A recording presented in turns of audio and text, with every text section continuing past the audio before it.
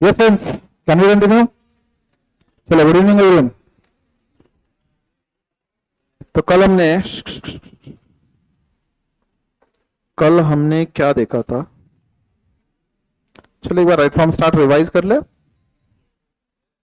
चलिए, हमने अब तक क्या क्या पॉइंट्स देखे? इकोनॉमिक्स। इकोनॉमिक्स मतलब स्टडी ऑफ प्रोसेस। कौन सी प्रोसेस? कैसे रिलेटिवली स्केर्स रिसोर्स यूज करेंगे to satisfy unlimited human wants, right? So this we had considered as fundamental facts of the economics कि human wants are unlimited, resources to satisfy them are limited, right? Modern economics ने कहा कि ये definition correct है लेकिन ये incomplete है। There are some aspects, productive capacity, population, labour अपनी कंट्री का, then raw material, new sources, quantity improve हो रहे, ग्रो हो रहे। एट द सेम टाइम हर साल ग्रो नहीं होंगे, कभी कभार डिक्लाइनिंग फेज भी आएगा। ये दोनों एस्पेक्ट इकोनॉमिक्स के स्टडी का पार्ट है, राइट? देन हमने देखा था economics has been derived from Greek word which was oikonomia, right? जिसका मीनिंग था household management. 19th century तक इकोनॉमिक्स को क्या कहा जाता था? Political economy. Father of economics कौन है? Adam Smith. पहली बुक इन्होंने कब लिखी थी? 1776 में, राइट? देन बुक का नाम था वेल्थ ऑफ नेशन। डेफिनेशन क्या दिया था? इंक्वायरी इनटू, मतलब इन्वेस्टिगेट करना है आपको। क्या इन्वेस्टिगेट करना है? Nature and causes of wealth of nation, right? This was economics. Then हमने बिजनेस इकोनॉमिक्स पढ़ा था। बिजनेस इकोनॉमिक्स हमें पढ़ाएगा कि किस तरह से इकोनॉमिक्स का नॉलेज हमें बिजनेस में अप्लाई करना है। तो हमने देखा था किसी भी बिजनेस का success and survival depends upon sound decisions, right? The decisions can be strategic, it can be tactical, it can be operational, right? अब ये एप्लीकेशन, ये डिसीजन मेकिंग के लिए जो टूल्स एंड एनालिसिस रिक्वायर्ड है, that is been provided by economics, sorry business economics. तो business economics क्या करता है? इकोनॉमिक थ्योरी को बिजनेस में इंटीग्रेट करता है, अप्लाई करता है। इसलिए बिजनेस इकोनॉमिक्स को मैनेजरल इकोनॉमिक्स या अप्लाइड इकोनॉमिक्स भी कहा जाता है, राइट? बिजनेस इकोनॉमिक्स का डेफिनेशन दिया था, use of economic analysis for formulation of business policies. हमने माइक्रो एस्पेक्ट्स, मैक्रो एस्पेक्ट्स देखे थे। देन हमने नेचर ऑफ बिजनेस इकोनॉमिक्स पढ़ा था। Business economics is considered to be science, it is also considered to be art. Science मतलब systematic body of knowledge जो cause effect study करता है, right? Art means practical application of body of knowledge, right? Then business economics is based on microeconomics, it incorporates elements of macro। मतलब ये purely internal management का issue है, लेकिन external factors, overall economy के factors आपके decision making को influence करेंगे, right? Then business economics is practical और realistic in approach, it uses the theory of markets जो हम चैप्टर नंबर 4 में डिस्कस करेंगे। बहुत सारे दूसरे दूसरे डिसिप्लिन यानी कि सब्जेक्ट्स पे ये डिपेंड करता है, right? Then business economics is normative, positive and normative. Positive मतलब व्हाट इज, नॉर्मेटिव मतलब व्हाट ऑट टू बी, क्या होना चाहिए, बराबर? इट इज नॉट प्रिस्क्रिप्टिव, लेकिन नॉर्मेटिव स्टेटमेंट जो होता है वो प्रिस्क्रिप्टिव होता है। There is no value judgement, लेकिन यहां पे वैल्यू जजमेंट होता है, राइट? देन हमने स्कोप ऑफ बिजनेस इकोनॉमिक्स में देखा था, internal issues will be a part of micro economics, external issues will be a part of macro economics. तो माइक्रो में demand analysis and forecasting. Demand का analysis मतलब अपने consumer का बिहेवियर स्टडी करना, एंड फोरकास्ट करना मतलब हम फ्यूचर में कितना डिमांड होगा ये एनालाइज कर रहे हैं, बराबर? Then production and cost analysis. तो प्रोडक्शन इनपुट कितना होना चाहिए, आउटपुट कितना जनरेट करना चाहिए, वो एस्पेक्ट्स। कॉस्ट में वेरिएबल कॉस्ट यूज करे या फिक्स कॉस्ट यूज करे, दैट। इन्वेंट्री कितनी रखनी है आपको, market structure and according to market pricing क्या होनी चाहिए, प्रॉफिट कितना होना चाहिए अंडर अनसर्टेनिटी, रिसोर्स कहां का अलोकेट करे, एंड रिस्क एंड अनसर्टेनिटी का analysis. All these aspects we have seen as internal issues. ये आपके बिजनेस के इंटरनल डिसीजन मेकिंग थे, बराबर? रिस्क आप प्रेडिक्ट कर सकते हो, राइट? अनसर्टेनिटी प्रेडिक्ट नहीं कर सकते, ओके? चलो, कैन वी कंटिन्यू? हमने माइक्रो लिखा था, इस यूनिट का लास्ट पार्ट बाकी है, दैट इज मैक्रो, ओके? तो macro means we can say environmental issues जो आपके कंट्रोल के बियॉन्ड है।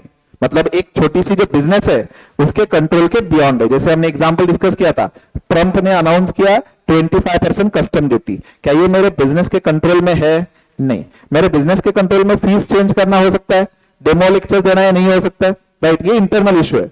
लेकिन ट्रम्प कुछ कर रहा है तो it is not with in my control. या अपनी गवर्नमेंट ने टैक्स रेट इंक्रीज करे, या अपनी गवर्नमेंट ने सपोज कोई एक पर्टिकुलर प्रोडक्ट को बैन करा, ये मेरे कंट्रोल में नहीं है, तो this will be considered to be macro. Okay, will write down.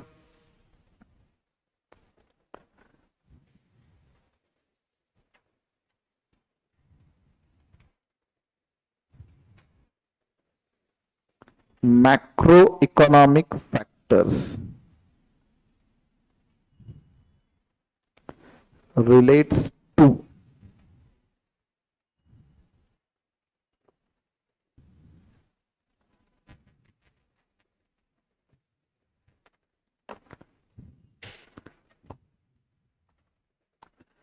इसमें first point type of economic system, bracket में कैपिटलिस्ट, सोशलिस्ट और mixed.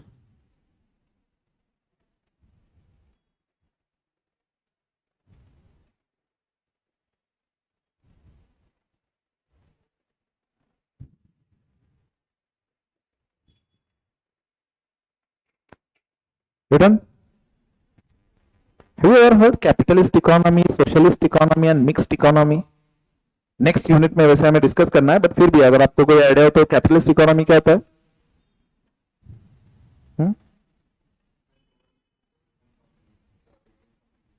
Government focus on companies, okay. And socialist में क्या होगा देन? ओके, तो सोशलिस्ट में क्या होगा? Okay, to some extent it is correct. और more relatable can be, capitalist में गवर्नमेंट का इंटरवेंशन ज्यादा नहीं होता। कैपिटलिस्ट इकोनॉमिक सिस्टम वो सिस्टम होती है जहां पे सारे फैक्टर्स ऑफ प्रोडक्शन आप जैसे लोगों के पोजीशन में होगा। ओके, अब यहां पे बिजनेस क्या करना है ये आप डिसीजन लोगे। ओके, जैसे फॉर एग्जांपल सपोज ये मेरा लैंड है, ये मेरा फैक्टर्स ऑफ प्रोडक्शन है, मेरा रिसोर्स है। अब इसमें मैं से कोचिंग क्लास चलाऊं, कोई मेरा ऑफिस स्टार्ट करूं, या डिस्को के लिए मैं ये जगह रखूं, ठीक है, ये मेरा डिसीजन होगा। यहां पे मुझे गवर्नमेंट आकर के नहीं बताएगा, बराबर है कि नहीं? तो गवर्नमेंट का इंटरवेंशन ना के बराबर है। ओके, सो ऐसे इकोनॉमिक सिस्टम को हम कैपिटलिस्ट इकोनॉमी कहेंगे। सोशलिस्ट में गवर्नमेंट का इंटरवेंशन इतना होता है कि सारे फैक्टर्स ऑफ प्रोडक्शन गवर्नमेंट के ओनरशिप में होते हैं। आपके पास कोई फ्रीडम नहीं है यहाँ पे क्या करना है डिसाइड करने का। गवर्नमेंट आपको बताएगा कि ये रिसोर्स है, आपको यही करना है। ओके, आज के डेट में वैसे तो प्योरली सोशलिस्ट इकोनॉमी कोई नहीं है, लेकिन ऐसे कोई कंट्री है क्या वहां पे गवर्नमेंट का बहुत ज्यादा कंट्रोल है? North Korea, China to some extent we can say, right, लेकिन North Korea to some extent is more relevant example. आपको पता है नॉर्थ कोरिया में रिस्ट्रिक्शन कितना है? वहां पे जो भी डिसीजन है वो सारे सरकारी लेती है। ओके, आपके पास इवन टेलीविजन अगर देखना हो तो भी गिने चुने 2-3 चैनल्स आते हैं जिसमें स्पेसिफिक टाइम में ही एंटरटेनमेंट का होता है, बाकी का पूरा टाइम आपकी कंट्री आपके भले के लिए क्या क्या करे वही दिखाया जाता है। ओके, इतना मतलब कंट्रोल है। थोड़े गिने चुने सेक्टर्स है जो आपके पोजीशन में या आपके डिसीजन पे होंगे, मेजॉरिटी सारे बिजनेस सेक्टर्स गवर्नमेंट के पास है। ओके, यहां तक कि हेयर कट की भी, जो आप हेयर कट लेते हो उसका भी रिस्ट्रिक्शन है। गवर्नमेंट ने स्पेसिफाई किया 2 या 3 कोई तो हेयर कट दिया हुआ है, you have to accept that. वो भी उनके जो प्रेसिडेंट है किम जोंग, उनके सिमिलर जैसे आपको कॉपी करना है, ठीक है। Some time back Kim Jong के फादर जब गुजरे थे तो पूरे कंट्री में 1 हफ्ते तक कोई हंसेगा नहीं, ये रूल बनाया था, ठीक है। अगर कोई हंसता है तो उसको पनिशमेंट, बहुत स्ट्रिक्ट पनिशमेंट है। Even if you say utter any words against government, government के खिलाफ आपने कोई गलती से भी कुछ बोला एंड पकड़े गए तो इतनी सीवियर पनिशमेंट है। अपने यहां पे देखिए, अपने कंट्री में डेमोक्रेसी है, कोई भी आकर के गवर्नमेंट, अब रूलिंग पार्टी की गवर्नमेंट हो या opposition, every now and then झगड़ते रहते हैं। आपने अगर पार्लियामेंट के सेशन देखे हो, अननेसेसरी झगड़ते रहते हैं, ठीक है। अपने आप पे टोटल फ्रीडम है, बट सोशलिस्ट में ऐसे नहीं है। ओके, तो नॉर्थ कोरिया में बहुत रिस्ट्रिक्शंस है, तो ये can say to some extent government का कंट्रोल ज्यादा है। ओके, सोशलिस्ट मतलब सारे फैक्टर्स गवर्नमेंट के ओनरशिप में होंगे, गवर्नमेंट डिसाइड करेगा इस फैक्टर में आपको क्या करना है क्या नहीं करना है। Okay, and equal distribution of income assure करेगा गवर्नमेंट। मिक्स्ड, ये दोनों का mixture. Okay, to some extent capitalist के भी फीचर्स होंगे and to some extent socialist के भी फीचर्स होंगे, that is a mix, detail में डिस्कस करेंगे। ओके, तो अपनी इंडियन इकोनॉमी कौन से इकोनॉमिक सिस्टम को बिलोंग करते हैं, कैपिटलिस्ट, सोशलिस्ट और mixed? We are following mixed. There are some sectors जहां पे रिस्ट्रिक्शन है, जैसे रेलवे। क्या रेलवे में आप खुद की रेलवे स्टार्ट कर सकते हो? नहीं कर सकते। डिफेंस, डिफेंस के लिए आप खुद से खर्चा कर सकते हो, मेरी खुद की मिलिट्री नहीं चलेगा, ठीक है। देयर आर सम सेक्टर जहां पे गवर्नमेंट ने परमिशन डिनाई किया है, मेजॉरिटी ऑफ द सेक्टर्स आपको टोटल फ्रीडम है, right. So we are basically following mixed system. Okay, चलो सेकंड पॉइंट। अच्छा बताइए, टाइप ऑफ इकोनॉमिक सिस्टम क्या आपके बिजनेस को इन्फ्लुएंस करेगा? अगर मैं कैपिटलिस्ट इकोनॉमिक सिस्टम में जैसे यूएसए, वहां पे बिजनेस कर रहा है तो मेरे पास टोटल फ्रीडम है ना। मेरे पास एक लैंड है, मैं यहां पे से गन्स मैन्युफैक्चर करूं या फार्मिंग करूं, ये मेरा डिसीजन है, बराबर। मुझे पता है गन्स मैन्युफैक्चर करने से सोसाइटी को नुकसान होगा, लेकिन मेरा फायदा ज्यादा है, राइट। या अल्कोहलिक लीकर का मैं शॉप ओपन करूं, ये आपको बता रहेगा। अल्कोहलिक लीकर का अगर शॉप हम ओपन करें तो प्रॉफिट बहुत ज्यादा होता है, डिमांड भी बहुत ज्यादा होती है, बराबर ही कि नहीं? आपने कभी वाइन शॉप जाते टाइम देखा रहेगा, ऐसा कभी होता नहीं कि वाइन शॉप पे जो सेलर है खाली रहता है, हमेशा ऐसे लाइन लगी रहती है आगे। ओके, जब कोविड, हाँ कोविड के टाइम में जब कोविड आया था, मेरे ख्याल से वाइन शॉप बहुत दिनों तक बंद थे। ओके, तो जब लॉकडाउन ओपन हुआ तो वाइन शॉप जब पहले स्टार्ट हुए, ऑलमोस्ट 1.5 किलोमीटर तक लाइन लगी थी लोगों की, ठीक है। तो प्रॉफिट ज्यादा है, तो यहाँ पे मुझे वाइन शॉप ओपन करना है, फार्मिंग करना है, ये कौन डिसाइड करेगा? मैं खुद डिसाइड करूंगा, right. That is a capitalist economy. Okay, socialist में क्या मेरे पास फ्रीडम रहेगा? नहीं। तो मेरा बिजनेस डिसीजंस कौन सी इकोनॉमिक सिस्टम में हम बिजनेस कर रहे हैं उसके ऊपर इंफ्लुएंस होता है, ये अपने कंट्रोल में नहीं है, it is a part of macro. Are you getting? चलिए second point, stage of a business cycle.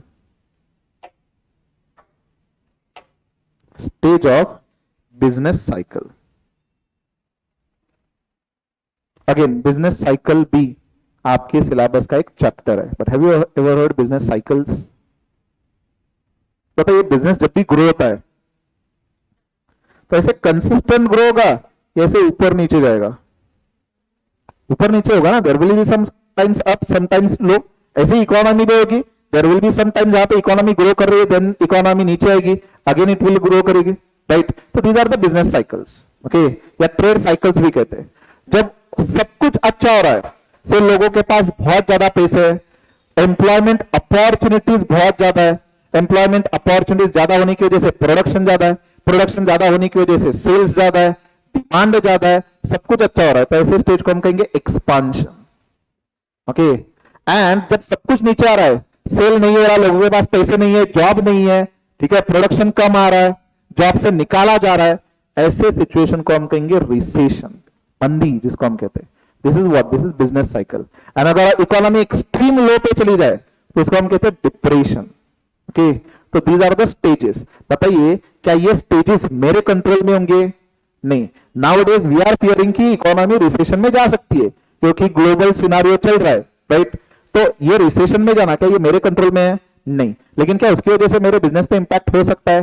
Definitely. अगर मंदी आए तो मेरा सेल कम होगा, कोई किसी भी बिजनेस का सेल कम आएगा, right. So this is a macro economic factor जो इनडायरेक्टली मेरे बिजनेस को इन्फ्लुएंस करेगा, एंड ये मेरे कंट्रोल में नहीं होगा। Have you understood this? Detail में हमें पूरा चैप्टर पढ़ना है। तो stages of business cycle, expansion, you can write recession, peak, depression, etc.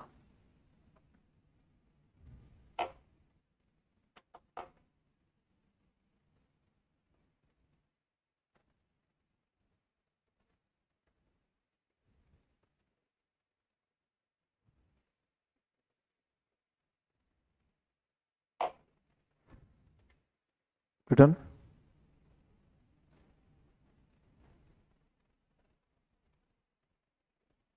Next point, trends in national income, employment, prices, savings,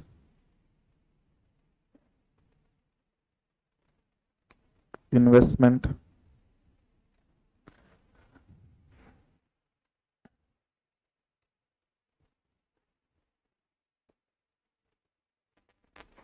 national income क्या होता है?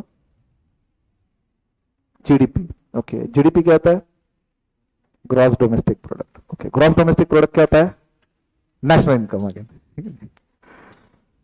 बेसिकली अपने कंट्री में कितने वैल्यू के गुड्स एंड सर्विस मैन्युफैक्चर हो रहे, जब ये क्वांटिफाई करते तो उसको जीडीपी या नेशनल इनकम कहते हैं। ओके, तो ओवरऑल नेशनल इनकम अपने कंट्री का राइज हो रहा है या फॉल हो रहा है, ये अगेन मैक्रो इकोनॉमिक्स का पार्ट है।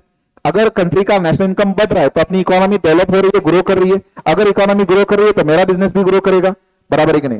ये भले मैक्रो का पार्ट है बट इनडायरेक्टली मेरे बिजनेस को इन्फ्लुएंस करेगा। Similarly employment opportunities, price level, overall economy का सेविंग्स, इन्वेस्टमेंट, ये मेरे बिजनेस को इंपैक्ट करेंगे लेकिन ये मेरे कंट्रोल में नहीं होंगे। Okay, next point, government policies,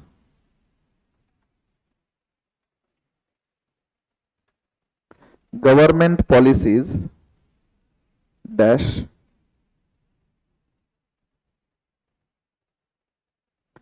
industrial policy,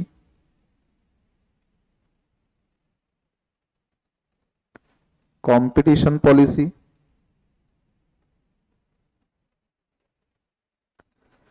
monetary policy, fiscal policy,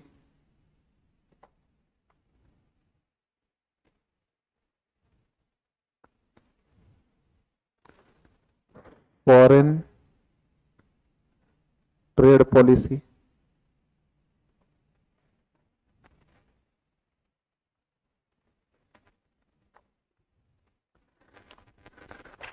industrial policy. What do you mean by industrial policy? Government के लॉज है ना इंडस्ट्रीज रिलेटेड, बहुत सारे rules are they relating to industry. अगर आपकी मैन्युफैक्चरिंग इंडस्ट्री है तो आप पॉल्यूशन कर रहे हो तो पॉल्यूशन के स्पेसिफिक लिमिट तक ही पॉल्यूशन करना होगा, राइट? आपकी कंपनी सिटी से बाहर होनी चाहिए, स्पेसिफिक नंबर ऑफ एम्प्लॉइज हो तो एम्प्लॉइज के सेफ्टी मेजर्स है, ऐसे बहुत सारे रूल्स है। ओके, कॉम्पिटिशन पॉलिसी, आपको पता है कॉम्पिटिशन एक्ट करके एक लॉ है, भले अपने सिलेबस में नहीं है लेकिन एक कॉम्पिटिशन एक्ट है। ये एक्ट क्या दिखता है कि अपने कंट्री में इलीगल मैनर या अनफेयर मीन से कंपटीशन हो रहा है तो उनके अगेंस्ट एक्शन लेता है। ओके, से दो ही कंपनी है एक पर्टिकुलर इंडस्ट्री में, या for example cement industry, cement industry में से ए बी सी तीन कंपनी है। जब तक ये एक दूसरे के साथ कंपटीशन करेंगे तब तक क्या ना से कंज्यूमर के लिए अच्छा होगा, क्योंकि अगर कंपटीशन हो तो प्राइस कंट्रोल होगी, अच्छे क्वालिटी उनको गुड सप्लाई करना होगा।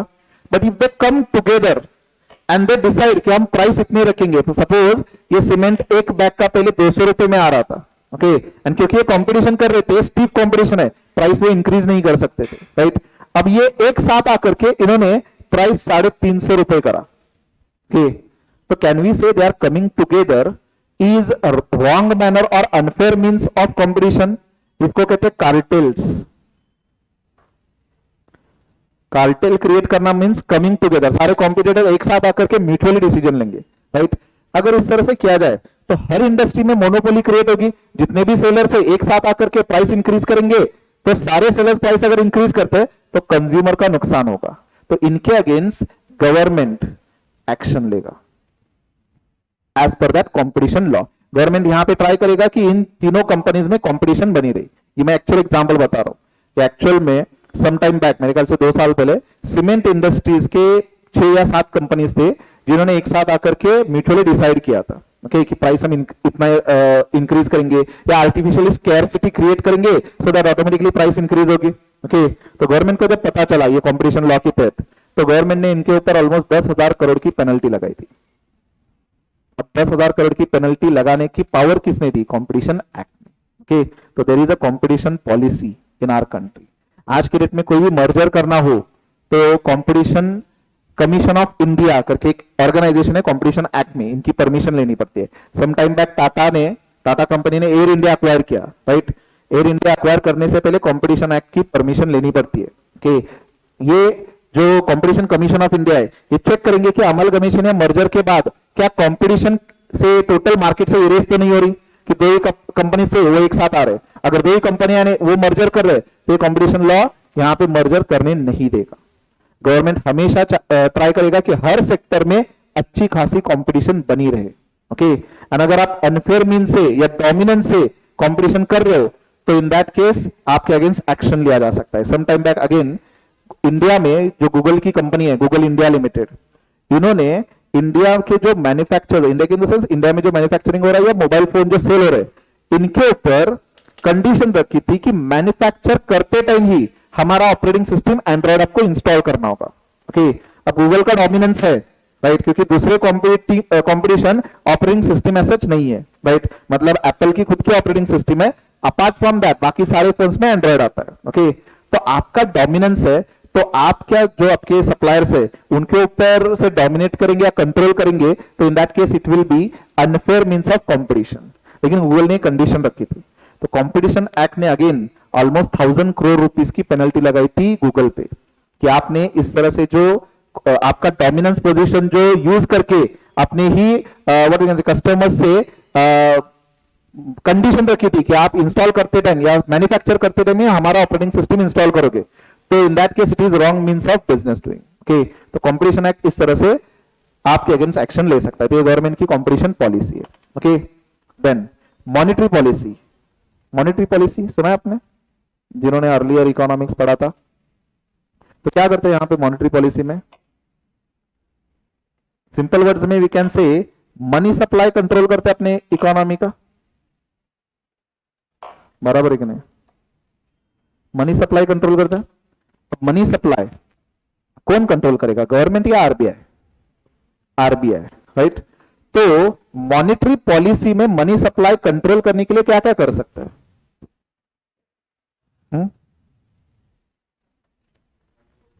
मनी कौन, गवर्नमेंट या आरबीआई? ओके, मनी होल्ड करके क्या होगा लेकिन? अच्छा, सपोज इकोनॉमी रिसेशन में, इकोनॉमी अपनी नीचे नीचे जा रही है मतलब मंदी है, बराबर। बिजनेस ऑर्गेनाइजेशन के गुड्स सेल नहीं हो रहे, राइट। बिजनेस ऑर्गेनाइजेशन के पास पैसे नहीं है तो इन्होंने क्या किया, जॉब से निकाला लोगों को। जॉब से जैसे निकाला तो लोगों का अब इनकम कम हुआ तो खर्चा और कम करेंगे। खर्चा कम करेंगे मतलब क्या, पहले जब डीमार्ट शॉपिंग के लिए जाते थे अब नहीं जाएंगे, तो डीमार्ट का भी सेल कम हुआ तो डीमार्ट भी अपने एम्प्लॉयज को निकालेगा। वैसे सारे इंडस्ट्रीज का सेल नीचे आएगा, सारे लोगों को जॉब से निकालेंगे। ओवरऑल इकोनॉमी में मनी सप्लाई कम है, ओके। बताइए, अगर इकोनॉमी में मनी सप्लाई कम है, पैसों की कमी है, आरबीआई क्या कर सकता है? आरबीआई क्या करेगा, पहले तो मनी सप्लाई बढ़ाने की कोशिश करेगा, बराबर। क्या कर सकता है आरबीआई? मनी सप्लाई करने, इंक्रीज करने के लिए जो भी एक्टिविटीज करेगा वो हम कंसीडर कर सकते हैं as a part of monetary policy, okay. तो बताइए, जैसे एक डिस्कशन कर रहे हैं, इमेजिन करिए अपनी इकोनॉमी एक्सट्रीम रिसेशन में, लोगों के पास लिटरली जॉब नहीं है, कि इमेजिन करिए सीए हुए आप, जॉब ही नहीं मिल रहा, 6 मंथ है, इतनी 4 साल से पढ़ाई करी थी, सीए होने के बाद, let me tell you, CA होने के बाद ऐसे कभी होता नहीं कि आपके पास जॉब नहीं है, ओके।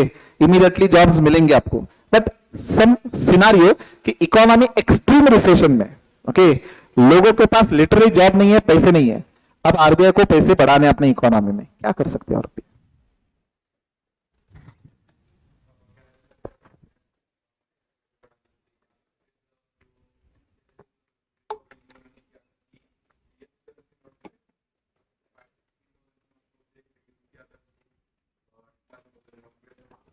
ओके, अगर आरबीआई ने मनी होल्ड करके रखा तो ऑलरेडी मनी सप्लाई कम है, एक्चुअली आरबीआई के पास जो पैसा है वो इन्फ्यूज करना होगा अब सोसाइटी में। What you are saying is to some extent correct, लेकिन वी आर जस्ट काउंटरएक्टिंग, कि डिस्कस कर रहे हैं कि ऑलरेडी मनी सप्लाई कम है, लोगों के पास पैसे ही नहीं है, एंड आरबीआई अगेन होल्ड करके रखेगा तो और प्रॉब्लम बढ़ेगी। इनफैक्ट आरबीआई ने पैसा रिलीज करना चाहिए, बता। डेफिनेटली इसको ओपन मार्केट ऑपरेशन कहते हैं।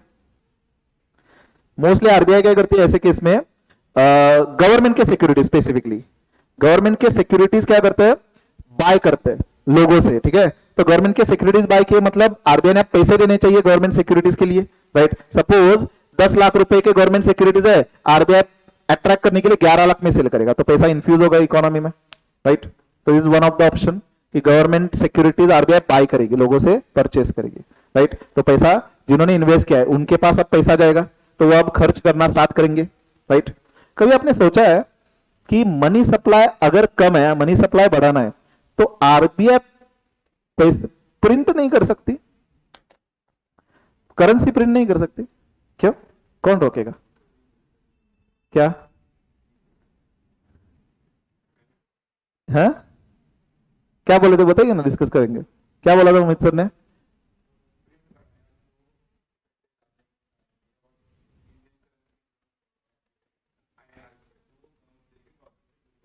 ठीक है, वो तो as compare to dollar external value हुआ, ओके। सपोज मुझे एक्सटर्नल वैल्यू कंसिडर ही नहीं करना है, ओके, मुझे डॉलर के साथ कंपेयर नहीं करना है, मेरा ऑब्जेक्टिव क्या है, हाँ, जब आप डॉलर के साथ कंपेयर करेंगे मनी सप्लाई इंक्रीज हो रहा है एंड सपोज उसका उतना रिक्वायरमेंट नहीं, तो डॉलर के कंपेरिजन में उसकी वैल्यू कम हो रही है, ओके। लेकिन मुझे डॉलर के साथ कंपेयर नहीं करना है, मेरा फिलहाल प्रॉब्लम क्या है, मेरे लोगों के पास पैसे नहीं है, मेरे कंट्री के, सपोज मैं आरबीआई का गवर्नर हूं एंड आप सारे लोग आपके पास पैसे नहीं है, ओके, तो मैंने पैसे प्रिंट करके आपको बांटना है, ओके। तो क्या है, कर नहीं सकते, प्रिंट करो ढेर सारे पैसे बांट लो, इन्फ्लेशन आ जाएगा।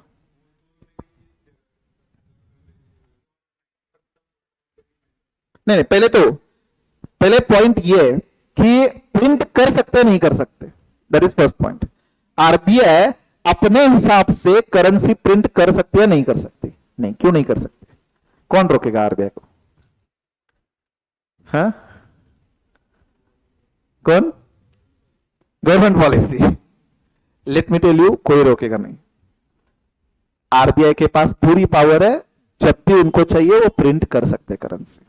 पहले एक जमाने में सिस्टम, ऑलमोस्ट सारे कंट्रीज की सिस्टम क्या हुआ करती थी कि जितना अपने पास gold reserve and foreign currency reserve, इसके अगेंस्ट हम करेंसी प्रिंट करते थे, ओके। सपोज मेरे पास 100 रुपए के गोल्ड है, तो उतनी ही करेंसी हम प्रिंट करेंगे, ओके। जितना गोल्ड का बैकिंग है उतनी करेंसी प्रिंट करेंगे, ओके। जब भी आरबीआई करेंसी प्रिंट करेगी तो आरबीआई के पॉइंट ऑफ व्यू से लाइबिलिटी क्रिएट हो रही है, एसेट है आरबीआई के पॉइंट ऑफ व्यू से, आरबीआई के पॉइंट ऑफ व्यू से आरबीआई के लिए वो लाइबिलिटी है। आपके पास 100-200 रुपए का, 500 रुपए का नोट है क्या अभी आपके पास, एक काम करिए, गोळा करून माझ्याकडे द्या, मी बघून घेतो। अगर आपके पास 100, 200 या 500 रुपए का नोट है तो ओपन करके देखिए वहां पे क्या लिखा है, चेक करो वहां पे क्या लिखा है, बीच में लिखा रहता है I promise to pay bearer a sum of rupees, जो भी वैल्यू है, और वैल्यू ऑफ रुपीज, एंड उसके नीचे साइन किसने किया है, governor, governor is representing RBI, right. मतलब आरबीआई क्या प्रॉमिस कर रहा है, जिसके पास ये नोट है उसको, सपोज 200 का नोट है तो 200 की वैल्यू देने की प्रॉमिस कर रहा है, मतलब आरबीआई आपको प्रॉमिस कर रहा है इतनी वैल्यू देगा वो, मतलब आरबीआई के पॉइंट ऑफ व्यू से क्या है, लाइबिलिटी है, ओके।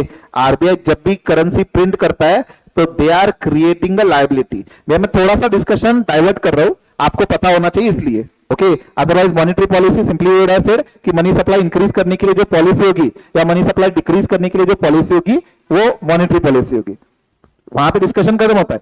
जस्ट आपको पता होना चाहिए इसलिए डिस्कस कर रहे हैं। जब भी करेंसी प्रिंट करते तो लाइबिलिटी क्रिएट होती है। तो पहले रूल क्या था, सपोज मुझे 1000 रुपए का करेंसी प्रिंट करना है तो एसेट में अपने पास गोल्ड 1000 के होने चाहिए, ओके। ये रूल हुआ करता था। As of now all the countries have been scrap this rule.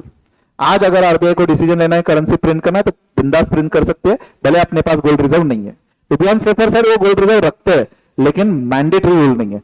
अगर आरबीआई ने डिसीजन लिया कि हमें 10,000 रुपए की एक नोट प्रिंट करनी है तो वो प्रिंट कर सकते हैं, कोई रोकने वाला नहीं है, okay. But then first have you understood this, currency print करना है तो हर गवर्नमेंट के पास पूरा अथॉरिटी है, whatever they want to print they can print so. But mostly कोई government currency print as such नहीं करती। क्यों नहीं करती, आपने जो रीजन बताया, इन्फ्लेशन स्टार्ट होगा, ओके।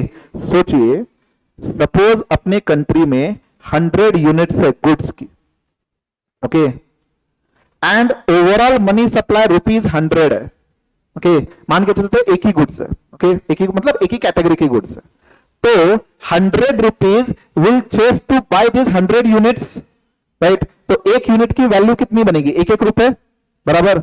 अब आरबीआई ने प्रोडक्शन कैपेसिटी इंक्रीज नहीं किया, अपने गवर्नमेंट ने प्रोडक्शन कैपेसिटी इंक्रीज नहीं किया, अभी भी 100 यूनिट्स ही है, ओके, लेकिन करेंसी जो है अब 1000 हो चुकी है, मनी सप्लाई आरबीआई ने प्रिंट करके 1000 करा, अब 1000 rupees will chase this 100 units, right. तो अब एक यूनिट की प्राइस क्या होगी, 10 रुपीज। पहले जो एक यूनिट 1 रुपए में आता था, अब 10 रुपए में आना स्टार्ट होगा, ओके, तो प्राइस लेवल राइज होगी। एंड एक प्रोडक्ट अगर महंगाई बढ़ रही है तो उससे रिलेटेड बहुत सारे अदर प्रोडक्ट्स की भी महंगाई बढ़ती है, ओके, इन्फ्लेशन ये रिलेटेड होता है। जैसे फॉर एग्जांपल सपोज पिछले साल मैंने फीस रखी थी फाउंडेशन की 30,000, अब मैंने 35,000 करी, प्राइस मैंने इंक्रीज करी, राइट। अब आपके पापा जब फीस पे करेंगे तो इनका कॉस्ट बढ़ रहा है, राइट। अगर इनका कॉस्ट बढ़ रहा है तो वो जो बिजनेस कर रहे हैं क्या उसकी भी उनकी भी प्राइस बढ़ाएंगे, डेफिनेटली। अब वो जो बिजनेस कर रहे हैं उनकी प्राइस इंक्रीज करेंगे, उनके कस्टमर का भी अब परचेस प्राइस बढ़ रहा है तो वो भी अपना सेलिंग प्राइस बढ़ेगी, gradually all the products prices will increase, okay. तो overall inflation will start rising at very higher rate. एक इंटरेस्टिंग केस लॉ था, case law in the sense actual scenario Zimbabwe का, सुना आपने? जिम्बाब्वे ने एक गलती करी थी, एक नहीं ह्यूज गलती करी थी। बताइए अपने कंट्री का इन्फ्लेशन रेट क्या है, ठीक है, अगर गवर्नमेंट करेंसी प्रिंट करे विदाउट थिंकिंग तो प्रॉब्लम क्या था देखते हैं, चलिए।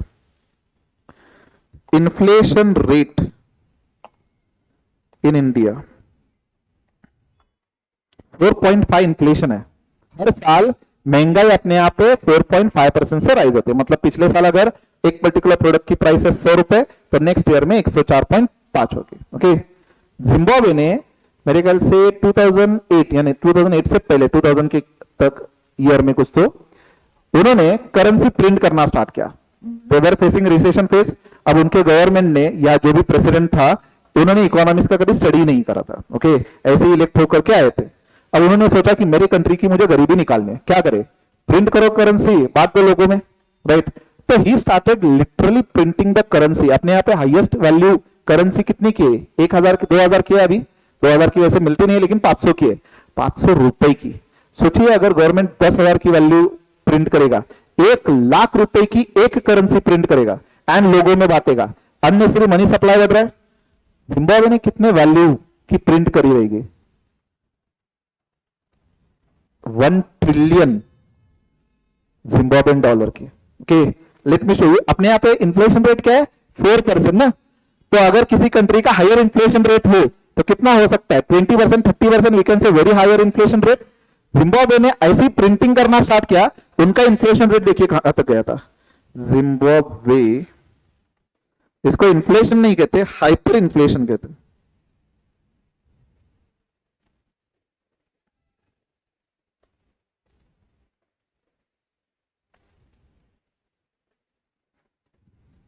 नहीं 786 नहीं, रुकिए कौन से ईयर का था मुझे अभी याद नहीं। Hyper inflation rate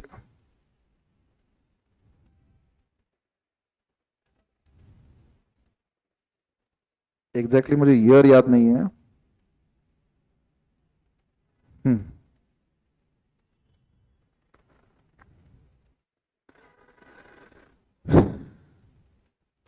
hyper inflation in Zimbabwe, currently उनका इन्फ्लेशन जो है 700% के आसपास है, लेकिन जिम्बाब्वे हाइपर इन्फ्लेशन ड्यूरिंग, हाँ कितना है देखिए, चलो 2008 आई गेस, यहां पे चेक करते 2008 का।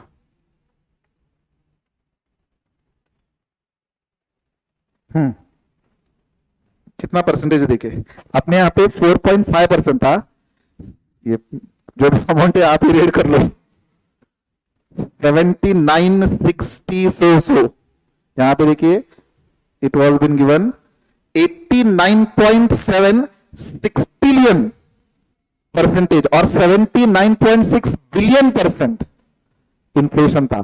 सोचिए आज अगर 100 रुपए है एक पर्टिकुलर प्रोडक्ट तो एक साल के बाद उसकी वैल्यू क्या बनेगी, 79.6 बिलियन जिम्बाब्वे डॉलर। ये था hyper inflation rate because of printing currency. चलिए एक वीडियो देखते हैं इसका।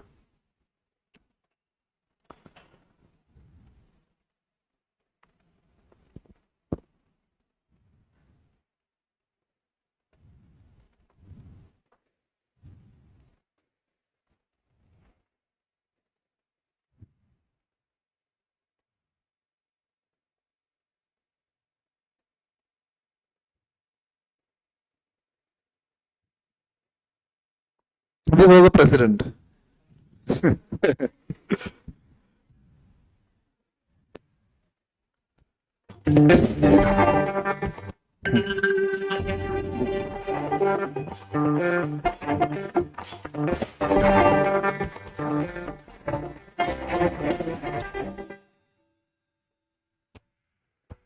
It's not easy being a dictator. For one, there's a lot of other people around you who would love to be you, so you're constantly worrying about staying in power. Navigating the gray area between political rivals and political allies is a total headache. Plus, there's all those pesky people who you're supposed to be in charge of. How to give them as little as possible without inciting rebellion is a never-ending balancing act. Robert Mugabe, the president of Zimbabwe, was facing these problems around 2000. He needed money to bribe his enemies and reward his allies. Unfortunately, he had taxed pretty much everything there was to tax, and his policies had scared away investors. The economy wasn't doing well, and his people were unemployed and hungry. So, where to get the money? Well, one of the perks of running a country is that you get your very own money-making machine, the printing presses. So, in a pinch, you can just print more money, which is exactly what Mugabe did. The newly printed money didn't increase productivity in the Zimbabwean economy, and there was no new investment, so the economy couldn't produce more goods. In effect, you had more money chasing the same goods. More money chasing the same goods meant that the purchasing power of the Zimbabwean dollar fell. You needed more dollars to buy the same stuff as before. In other words, as the newly printed money began flooding the market, prices began to rise. Prices began to increase at a rate of about 50% a year, and that was only the beginning. As prices rose, the government had to print even more money to buy just as many goods as before. And so they did. And that is how things got out of control. The faster prices rose, the more money the government printed. And the faster prices rose. A feedback loop. By 2001, prices were rising at a rate of 100% per year. By 2002, 200% per year. 2003, 600% per year. By 2006, prices were rising at over 1,000% per year, and it cost 417 Zimbabwean dollars to buy toilet paper. No, not per roll, $417 per sheet. Money was devaluing so quickly that the money you had in the morning would be worth quite a bit less by the evening. So people were trying to get rid of currency as soon as they got it. Zimbabweans became millionaires, but unfortunately, $1 million Zimbabwe dollars might buy you a chicken, if you were lucky. And still the government kept printing money, and in higher and higher denominations. $1 million notes, 100 million, 10 billion, $100 billion notes. In 2008, prices started rising by thousands of percent a month, and the government started printing $100 trillion Not notes. 1 trillion. At the height of this feedback loop, prices were increasing at an astronomical rate of 7.6 billion% a month, and $1 would get you, well, we're not sure how to say it, but this many Zimbabwean dollars. Can you see this value? $1 अपने यहाँ पे $1 की value क्या है? 86 rupees. वहां पे $1 की value this much। तो किस लेवल तक उनकी करेंसी का डिवैल्यूएशन हुआ था, समझिए। By the end of 2008, the Zimbabwean dollar had effectively ceased to exist, and Mugabe had no choice but to legalize transactions in foreign currencies. The Zimbabwe hyperinflation was at the end basically government ने decision लिया कि हमारी currency अब हम use ही नहीं करेंगे। उन्होंने dollar use करना स्टार्ट करा। Okay, let me show you. इस टाइम हालत कुछ इस तरह से थी जिम्बाब्वे से कैरिंग कैश इन 2008। ये देखिए, can you see this image? इतना कैश लेकर के जाना पड़ता था 1 लीटर मिल्क बाय करना हो तो, ठीक है। And these are the values in millions and trillions. This happens when government prints currency without thinking.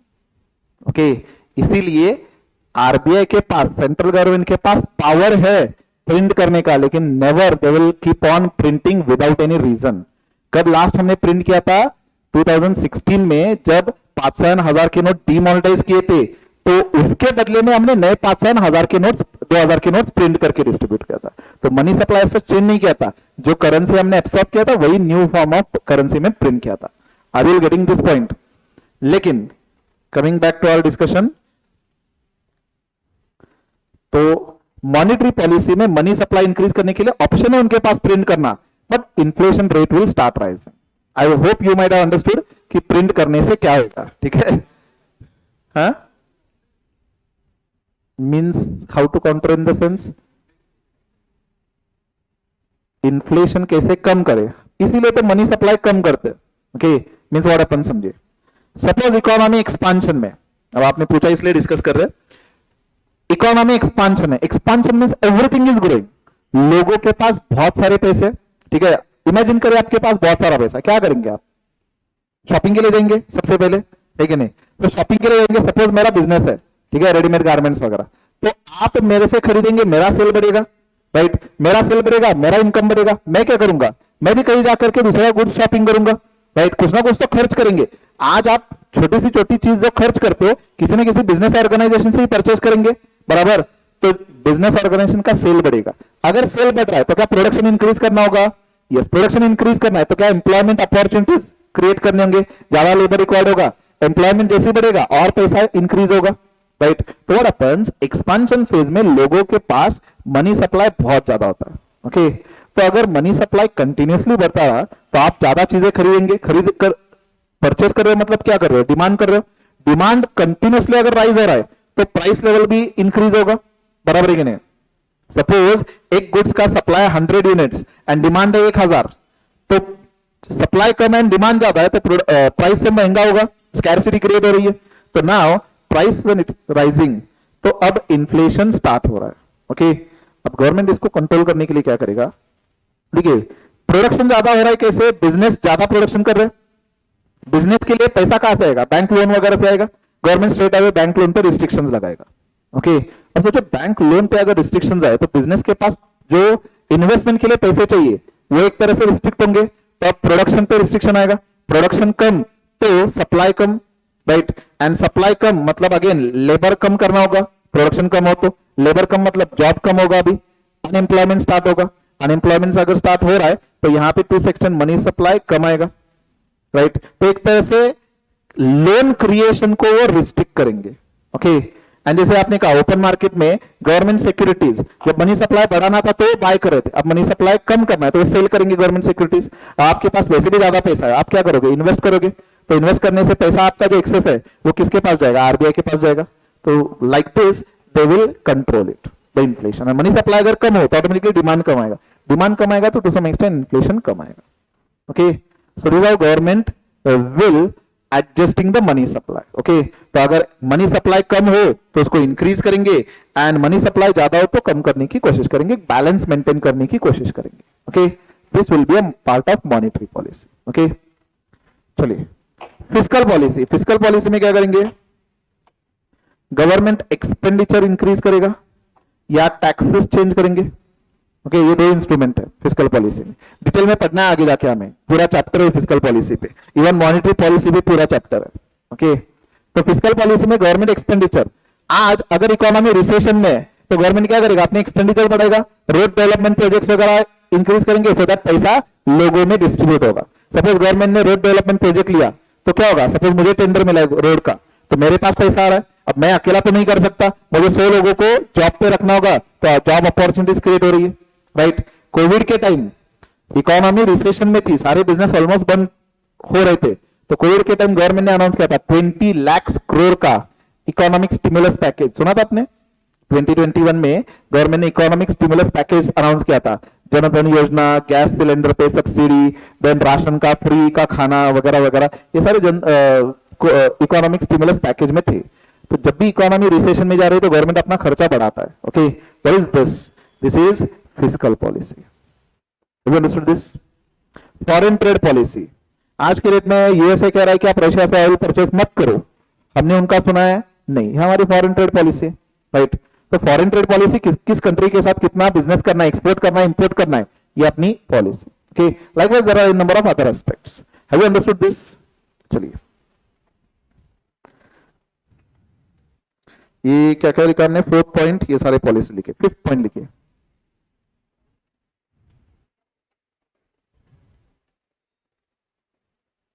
Working of financial sector and capital market. Working of financial sector and capital market, बस इतना ही point sufficient है। Financial sector मतलब क्या है, जहां पे funds raise किया जाएगा। फाइनेंशियल मार्केट वी कैन से जहां से आप फंड्स इन्वेस्ट करोगे या बोरो करोगे, right. Capital market long term के लिए इन्वेस्टमेंट होगा या बोरो होगा, जैसे अपना स्टॉक मार्केट है।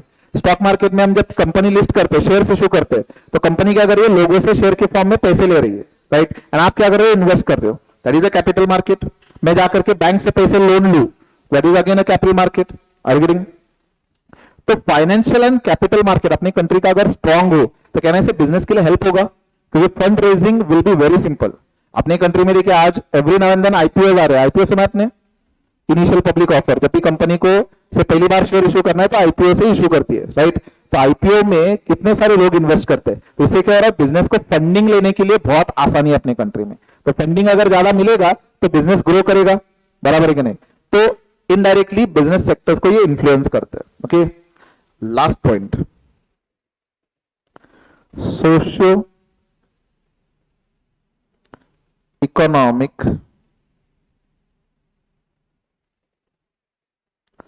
ऑर्गेनाइजेशन।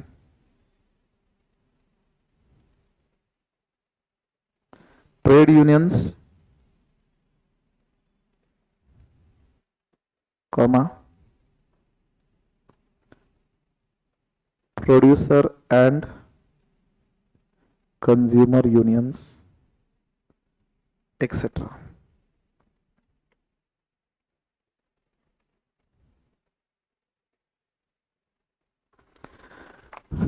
तो ट्रेड यूनियंस, लेबर का यूनियन, अगर सपोज मेरी कंपनी है, ओवरऑल कंट्री में सारे लेबर यूनियन स्ट्राइक पे जाते हैं, तो क्या मेरे बिजनेस पे इंपैक्ट होगा?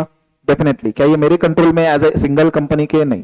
Okay, so it is a part of macro part. Okay, चलिए, with this we can say we have completed with the first unit. ठीक है, फर्स्ट चैप्टर का जो पहला यूनिट है वो हमने कंप्लीट करा है। कल हम सेकेंड यूनिट स्टार्ट करेंगे। Okay, will conclude for now.